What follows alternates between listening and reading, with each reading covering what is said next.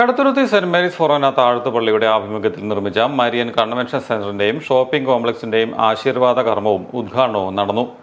അത്യാധുനിക സൗകര്യങ്ങളും വിശാലമായ പാർക്കിംഗ് സൗകര്യവുമുള്ള കൺവെൻഷൻ സെന്റർ കടുത്തുരുത്തിയുടെ വികസനത്തിന് മുതൽക്കൂട്ടാവുകയാണ്. Pala bishop Mar Joseph Kallarangatt convention centre ഉദ്ഘാടനം ചെയ്തു. കടുത്തുരുത്തിക്ക് ചരിത്രപരമായ വലിയ പ്രാധാന്യമാണുള്ളതെന്ന് ബിഷപ്പ് കല്ലറങ്ങാട്ട് പറഞ്ഞു. ചരിത്ര താളുകളിലൂടെ കടന്നുപോയ പിതാവ് കടുത്തുരുത്തി ഇന്ന് വളർച്ചയുടെ പടവിലാണെന്നും പറഞ്ഞു.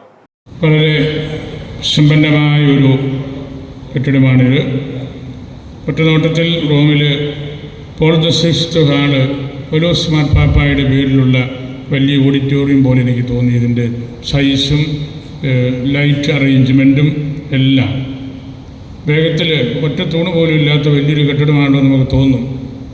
ഒരു തൂണിൻ്റെ ആവശ്യമില്ല. ശാസ്ത്രം വളർന്നു, എഞ്ചിനീയറിംഗ് വളർന്നു.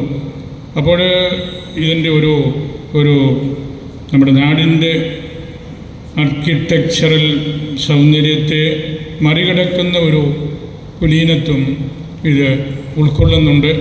വലിയൊരു ആർക്കിടെക്ചറൽ ബ്യൂട്ടി ഈ കൺവെൻഷൻ ഹാളിനും അനുബന്ധ ഷോപ്പിംഗ് സെൻറ്ററിനും എല്ലാം ഉണ്ട്. കടുത്തുരുത്തിക്ക് ഇതാവശ്യമാണ്. കടുത്തുരുത്തി വളർന്ന് വലുതായി. എന്നും കടുത്തുരുത്തി വളരെ വലുതായിരുന്ന ഒരു യാഥാർത്ഥ്യമാണ്. എല്ലാ കാലത്തും കടുത്തുരുത്തിയുടെ ചരിത്രവും അതിൻ്റെ പ്രാധാന്യവും നമുക്ക് കുറേയൊക്കെ എല്ലാവർക്കും അറിയാം. ആദ്യനൂറ്റാണ്ട് മുതൽ ഇവിടെ ക്രൈസ്തവ സമൂഹങ്ങളുണ്ടായിരുന്നു. പള്ളി വികാരി ഫാദർ മാത്യു ചന്ദ്രകുന്നൽ അധ്യക്ഷനായിരുന്നു. മോഹൻ ജോസഫ് MLA ആശംസകൾ അർപ്പിച്ചു.